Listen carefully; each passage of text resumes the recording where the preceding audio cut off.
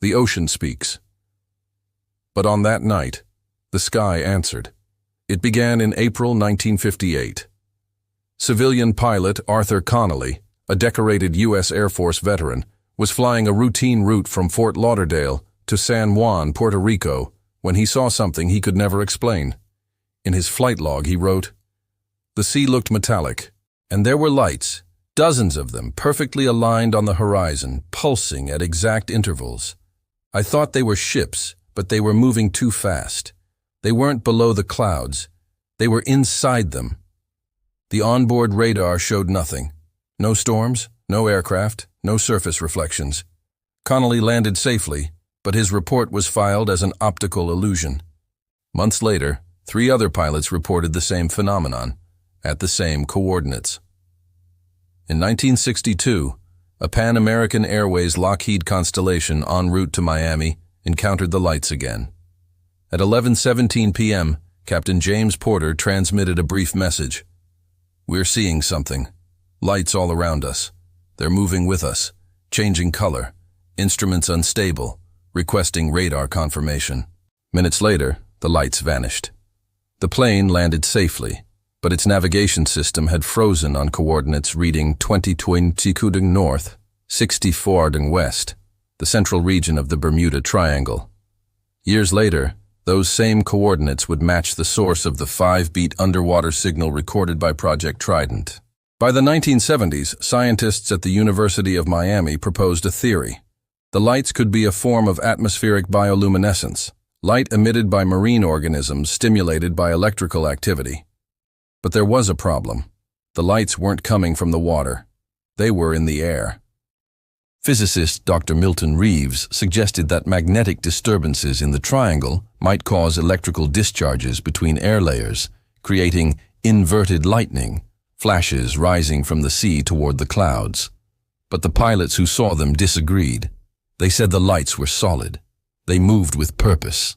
In 1984, NASA's NOAA-9 satellite, equipped with infrared sensors, began recording unusual luminous events over the Atlantic.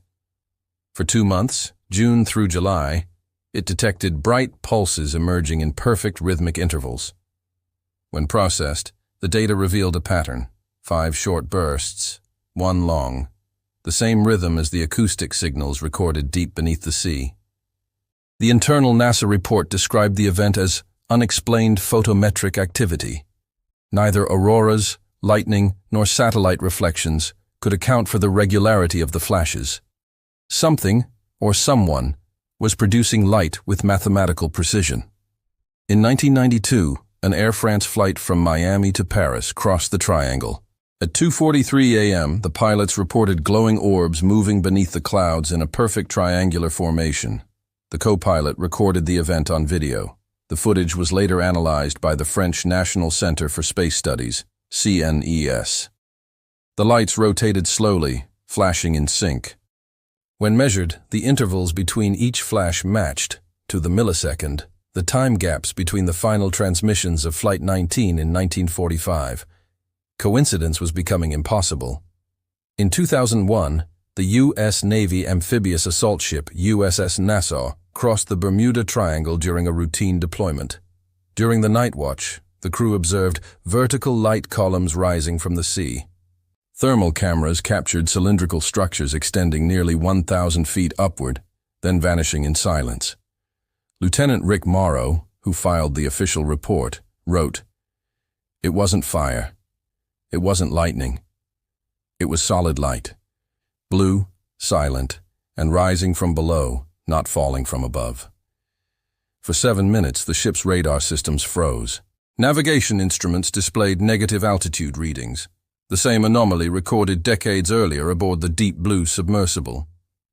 When the systems rebooted, the lights were gone. By the early 2000s, scientists began noticing an undeniable correlation. Whenever the 5.17 Hz acoustic signal was recorded beneath the ocean, a spike in luminous activity followed within minutes above the same region. The phenomenon became known as the luminous response. As one report from 2004 summarized, "The sea speaks in sound, the sky answers in light."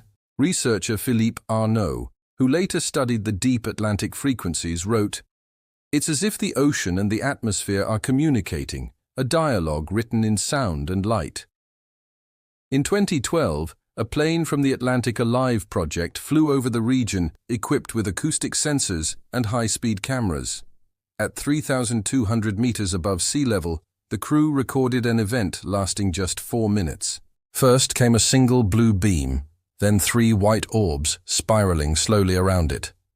Moments later, a deep, pulsing hum filled the cockpit, broadcast through the communication headsets, even though all systems were turned off. Pilot Eduardo Farias recalled, "It was like the sound was the light. Every pulse made the horizon glow. When the sound stopped, the light vanished." The footage was logged, analyzed, and, months later, deleted from the project's archive. No public explanation was ever given. In 2015, physicists at the University of Lisbon proposed a radical theory. They suggested that the Bermuda Triangle could act as a natural electromagnetic mirror, capable of reflecting not just radio waves, but entire events. Their research indicated that interactions between the Earth's magnetic field and specific atmospheric densities might cause temporal refraction, allowing the light and sound of past moments to replay themselves again and again. "The ocean is not only water," one researcher wrote. "It's a physical memory. The triangle may be the point where that memory becomes visible." In 2018, a British-Canadian research mission deployed synchronized acoustic and optical sensors in the triangle. On a calm, clear night, both systems detected signals. Sound, 5 short pulses, 1 long. Light, 5 flashes, 1 pause. But the data revealed something impossible. The sound originated from the sky. The light came from the sea floor.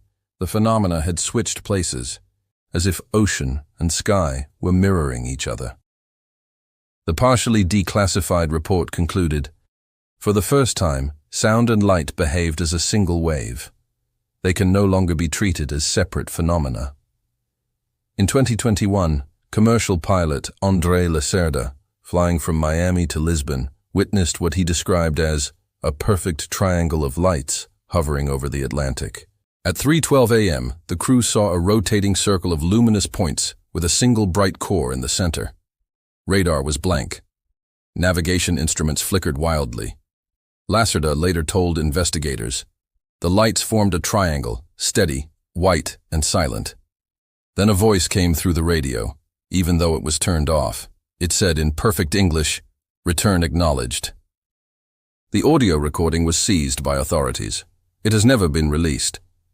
Today, satellites, ships, and aircraft continue to record luminous anomalies over the Bermuda Triangle.